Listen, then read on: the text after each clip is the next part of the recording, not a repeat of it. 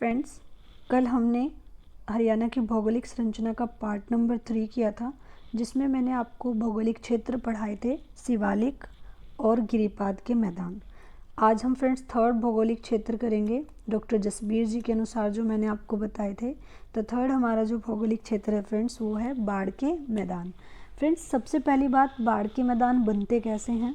तो आप सभी को पता है, बाढ़ के मैदान हैं तो वो बाढ़ आने से ही बनेंगे। तो फ्रेंड्स, जब बहुत ज़्यादा गर्मी होती है तो बर्फ़ जो होती है ऊपर वो पिघलने लग जाती है, और बर्फ़ पिघलती है तो पानी बहुत ज़्यादा हो जाता है, जिस रीज़न से बाढ़ आ जाती है। फ्रेंड्स, क्वेश्चन ये उठता है कि हरियाणा में जो बाढ़ आती है, देखिए अगर बाढ़ आती है तो इसका मतलब पानी का कोई ना कोई साधन होगा। तो बाढ़ मोस्टली नदियों में आती है।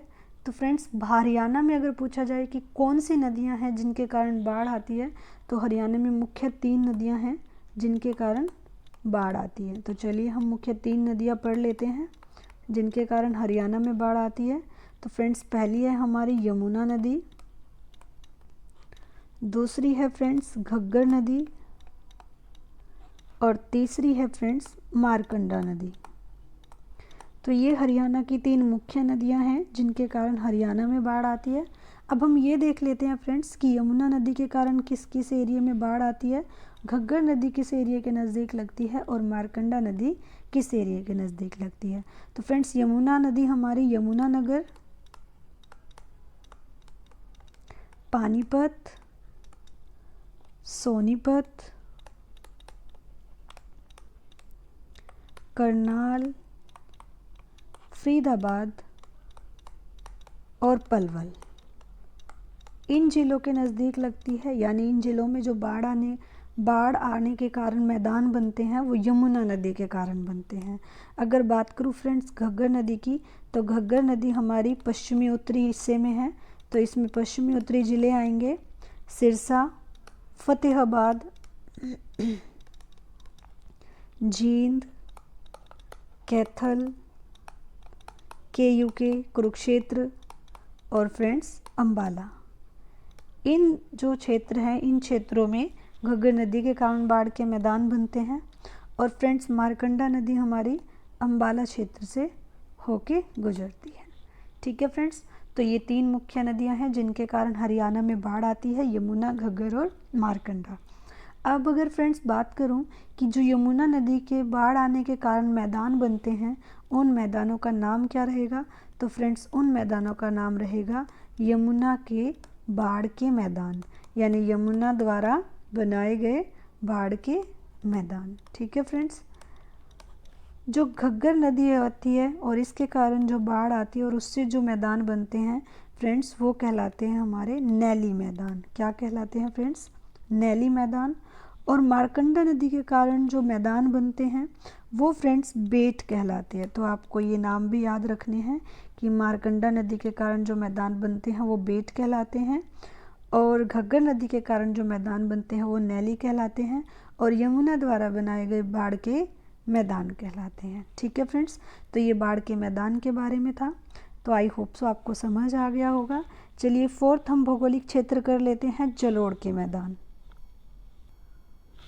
फ्रेंड्स, जो जलोढ़ के मैदान होते हैं वो कहाँ से कहाँ तक है, कहाँ पाए जाते हैं? तो हमने जो गिरिपाद के मैदान पढ़े थे फ्रेंड्स, वो कौन से एरिया में पढ़े थे? वो हमने 3 जिलों के आसपास पढ़े थे। कौन कौन से? यमुनानगर और पंचकुला और फ्रेंड्स अम्बाला, यही हमने पढ़े थे। तो फ्रेंड्स, इन क्षेत्रों से यानी कि गिरिपाद के मैदान से लेकर और अरावली जो क्षेत्र होंगे हमारे नीचे की तरफ, अरावली क्षेत्र के मध्य का जो मैदान होता है, ये मैदान कहलाता है फ्रेंड्स जलोढ़ मैदान। कौन सा मैदान कहलाता है फ्रेंड्स? जलोढ़ मैदान कहलाता है। अब फ्रेंड्स, जो जलोढ़ मैदान होते हैं वो हमारे 2 टाइप के होते हैं। एक तो जो पुराने होते हैं, यानी कि बहुत पुरानी मिट्टी हो चुकी है। एक होते फ्रेंड्स जो अभी अभी नए बने हों, नवीनतम जो हो। तो फ्रेंड्स, जो बहुत ही पुरानी जिनकी मिट्टी होती है तो वो हमारे क्या कहलाते हैं फ्रेंड्स? बांगर कहलाते हैं। यानी हम कहेंगे पुरानी जलोढ़ मिट्टी और बांगर के मैदान, बांगर के खेत आपने सुने होंगे, और जो नई और नवीन जलोढ़ मिट्टी होती है फ्रेंड, जो अभी नई नई ताज़ी ताज़ी नदियां हैं वो बहा के लाती है, उसके कारण मैदान बनते हैं। तो जो नवीनतम होती है फ्रेंड्स जलोढ़ मिट्टी, उसको हम कहते हैं खादर। तो आपने सुना भी होगा अपने आसपास बांगर और खादर। ठीक है फ्रेंड्स, तो अब हम देख लेते हैं ये जो हमारी बांगर मिट्टी है, जो पुरानी मिट्टी है जलोढ़, वो कौन से एरिया में पाई जाती है, और जो खादर मिट्टी है वो कौन से एरिया में पाई जाती है। तो फ्रेंड्स बांगर हमारी जींद, हिसार, कैथल, रोहतक, भिवानी, इन जिलों का हिस्सा है हमारी फ्रेंड्स पुरानी जलोढ़ मिट्टी, मतलब बांगर मिट्टी। खादर मिट्टी की बात करूँ फ्रेंड्स तो पानीपत, सोनीपत, करनाल और यमुनानगर। पानीपत, सोनीपत, करनाल और यमुनानगर। यमुना के नज़दीक जो एरिया है वो खादर मिट्टी का है। तो आपको समझ आ गया होगा कि जलोढ़ मैदान दो टाइप की मिट्टी होती है, एक फ्रेंड्स जो पुरानी जलोढ़ मिट्टी होती है, एक जो नई जलोढ़ मिट्टी होती है। जो पुरानी जलोढ़ मिट्टी होती है फ्रेंड्स उसको हम बांगर बोलते हैं, और जो नई जलोढ़ मिट्टी होती है उसको हम खादर बोलते हैं। करते हैं। अब अगर फ्रेंड्स मैं जलोढ़ मैदान की ऊंचाई की बात करूं, किसकी बात करूं फ्रेंड्स, जलोढ़ मैदान की ऊंचाई कितनी है, तो 220 से 280 मीटर जलोढ़ मैदान की ऊंचाई है फ्रेंड्स। तो ये हमारा 4th भौगोलिक क्षेत्र हो गया जलोढ़ मैदान। अब हम 5th भौगोलिक क्षेत्र देखेंगे फ्रेंड्स, बालू के टिब्बा युक्त मैदान। उसके बाद अरावली क्षेत्र 6th होगा, 7th हमारा तरंगित मैदान होगा, और 8th हमारा अनकई दलदल होगा। तो चलिए 5th हम देख लेते हैं, बालू के टिब्बा युक्त मैदान। फ्रेंड्स जो बालू के टिब्बा युक्त मैदान हैं, सबसे पहली बात वो किस एरिया में पाए जाएंगे, तो आप सबको पता है बालू के टिब्बे यानी कि रेत से बने हुए टीले। ठीक है फ्रेंड्स, तो रेत कहाँ होती है, राजस्थान में होती है। तो उन जिलों के आसपास ये मैदान पाए जाएंगे जो राजस्थान से लगते होंगे। तो चलिए देख लेते हैं हम, हमारे बालू के जो टिब्बा युक्त मैदान हैं वो सिरसा, फतेहाबाद, महेंद्रगढ़, हिसार, रेवाड़ी, भिवानी और नूंह, इन जिलों के आसपास पाए जाते हैं फ्रेंड्स। तो होता क्या है फ्रेंड्स, राजस्थान के कचोफ रन से, जो रन ऑफ कच्छ है राजस्थान में, वहाँ से गर्म हवा चलती है, और गर्म हवा में रेत उड़कर आती है। जो रेत उड़कर आती है, जिस जगह वो रेत इकट्ठी हो जाती है, तो फ्रेंड्स वहाँ पर टीले बन जाते हैं। हम उन्हें टीले भी बोल सकते हैं या फिर स्तूप भी बोल सकते हैं। रेत के टीले बन जाते हैं। और जो फ्रेंड्स ये रेत के टीले एक जगह उड़ने के बाद बन जाते हैं, मान लीजिए यहाँ रेत है और यहाँ से रेत उड़कर चली गई और वहाँ पर टीले बन गए, तो वहाँ पर बालू के टिब्बा युक्त मैदान बन जाएंगे।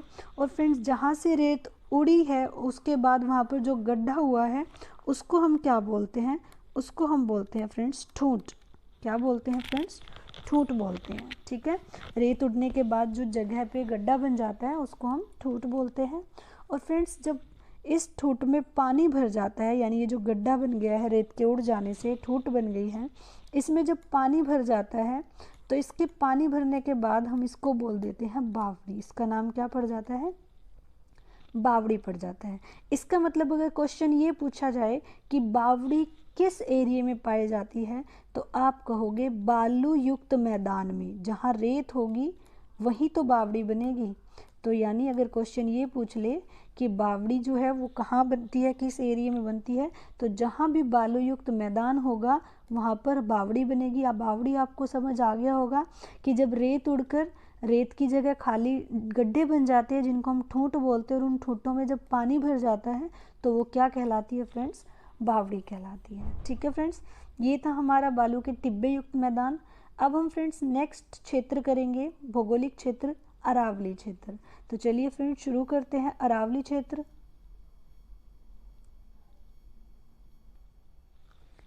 सिक्स्थ जो भौगोलिक क्षेत्र है फ्रेंड्स अरावली क्षेत्र। अरावली जो क्षेत्र है फ्रेंड्स वो हरियाणा के दक्षिण पश्चिम में है। मान लीजिए ये हरियाणा की दिशाएं हैं, पूर्व, पश्चिम, उत्तर और दक्षिण। तो फ्रेंड्स जो हरियाणा का दक्षिण पश्चिम हिस्सा है इसमें क्या पाया जाता है, हमारा अरावली क्षेत्र। और मैंने आपको शिवालिक क्षेत्र कहाँ बताया था फ्रेंड्स, उत्तर पूर्व में। ठीक है फ्रेंड्स, तो चलिए, जो हरियाणा के 3.09% पर अरावली की पहाड़ियाँ पाई जाती है, तो हरियाणा के कितने क्षेत्रफल पर, कितने भाग पर, 3.09% पर अरावली क्षेत्र पाया जाता है। अब फ्रेंड्स बात करते हैं दक्षिण पश्चिम के कौन कौन से जिलों के आसपास अरावली क्षेत्र पाया जाता है। तो फ्रेंड्स जिले होंगे सिरसा, हिसार, भिवानी, महेंद्रगढ़, मेवात और रेवाड़ी। इन जिलों के आसपास फ्रेंड दक्षिण पश्चिम में अरावली क्षेत्र पाया जाता है। ठीक है फ्रेंड्स, चलिए भिवानी की बात कर लेते हैं थोड़ा। भिवानी में कौन कौन सी पहाड़ियाँ पाई जाती है फ्रेंड्स, तोसाम की पहाड़ियाँ, डाडम की पहाड़ी और फ्रेंड्स खानक की पहाड़ी। ये 3 पहाड़ियाँ हैं जो कि भिवानी ज़िले में पाई जाती है। कौन कौन सी फ्रेंड्स, तोसाम की पहाड़ी, डाडम की पहाड़ी और खानक की पहाड़ी। अगर महेंद्रगढ़ ज़िले की बात करूँ फ्रेंड्स, तो महेंद्रगढ़ में ढोसी की पहाड़ी पाई जाती है। कौन सी पहाड़ी पाई जाती है फ्रेंड्स, ढोसी की पहाड़ी मिलती है। और अगर फ्रेंड्स मेवात की बात करूँ, तो मेवात की जो पहाड़ी होती है वो नूह में मिलती है। ठीक है फ्रेंड्स, चलिए आगे देखते हैं। थोड़ा ढोसी की पहाड़ी इंपॉर्टेंट है, हम इसके बारे में देख लेते हैं। ढोसी की पहाड़ी, सबसे पहले ढोसी की पहाड़ी कहाँ, कौन से एरिया में पाई जाती है, तो फ्रेंड्स ये महेंद्रगढ़ जिले में पाई जाती है। ढोसी की पहाड़ी एक तीर्थ स्थल भी है। ठीक है फ्रेंड्स, हम इसको एक तीर्थ स्थल भी बोल सकते हैं। ढोसी की पहाड़ी को फ्रेंड्स अगस्त 2021 में, ये अभी करंट का क्वेश्चन है, इसीलिए मैंने कहा कि ढोसी की पहाड़ी इंपॉर्टेंट टॉपिक है, क्योंकि अभी करंटली क्या हुआ है, अगस्त 2021 में इसे पर्यटन स्थल के रूप में विकसित किया गया है। तो गवर्नमेंट ने कहा है कि ये एक पर्यटन स्थल होगा, इसको पर्यटन स्थल के रूप में विकसित कर दिया गया है, इसको मान्यता दे दी गई है। कब फ्रेंड्स, अगस्त 2021 में, अभी जो अगस्त गया है। ठीक है फ्रेंड्स, तो इसलिए ये इंपॉर्टेंट हो जाता है करंट को लेकर, क्योंकि ये करंट अफेयर का क्वेश्चन बन गया है कि हरियाणा की किस पहाड़ी को अगस्त 2021 में पर्यटन स्थल के रूप में विकसित किया गया है। तो फ्रेंड्स ढोसी की पहाड़ी को अगस्त 2021 में पर्यटन स्थल के रूप में विकसित किया गया है। अगर ढोसी की पहाड़ी की सबसे ऊंची चोटी की बात करूं फ्रेंड्स में, सबसे ऊंची चोटी कौन सी है, कुलताजपुर। कुलताजपुर फ्रेंड्स ढोसी की पहाड़ी की सबसे ऊंची चोटी है और इसकी ऊंचाई कितनी है फ्रेंड्स, 652 मीटर। ढोसी की पहाड़ी कहाँ बताई फ्रेंड्स मैंने, महेंद्रगढ़ में, महेंद्रगढ़ के नारनौल शहर में, महेंद्रगढ़ के नारनौल में। और ढोसी की पहाड़ी ही वो पहाड़ी है फ्रेंड्स जहाँ पर च्यवन ऋषि तपस्या करते थे, जिनके नाम पर च्यवनप्राश बना है। तो च्यवन ऋषि ने तपस्या कहाँ की है, ढोसी की पहाड़ियों में की है। अगर ये भी पूछा जाए तो आप आसानी से जवाब दे सकते हो। फ्रेंड्स जो अरावली की श्रेणियां हैं उनकी औसतन ऊंचाई कितनी है, अरावली की जो पहाड़ियां हैं, जो श्रेणियां हैं, उनकी औसतन ऊंचाई फ्रेंड्स 225 मीटर से 500 मीटर के बीच है, 500 मीटर तक है। ठीक है फ्रेंड्स, ये था अरावली क्षेत्र। मैंने आपको अरावली क्षेत्र में क्या क्या बताया फ्रेंड्स, एक बार रिपीट कर देती हूँ कि हरियाणा के दक्षिण पश्चिम में अरावली क्षेत्र फैला हुआ है। और फ्रेंड्स हरियाणा के 3.09% पर अरावली की पहाड़ियाँ हैं। कौन कौन से ज़िले में है, सिरसा में, हिसार में, भिवानी में, महेंद्रगढ़, मेवात और रेवाड़ी में। फ्रेंड्स भिवानी में कौन कौन सी पहाड़ी मिलती हैं, तोसाम की पहाड़ी, डाडम की पहाड़ी और खानक की पहाड़ी। अगर बात करूँ ढोसी की पहाड़ी की, तो ढोसी की पहाड़ी कहाँ मिलती है फ्रेंड्स, महेंद्रगढ़ के नारनौल में।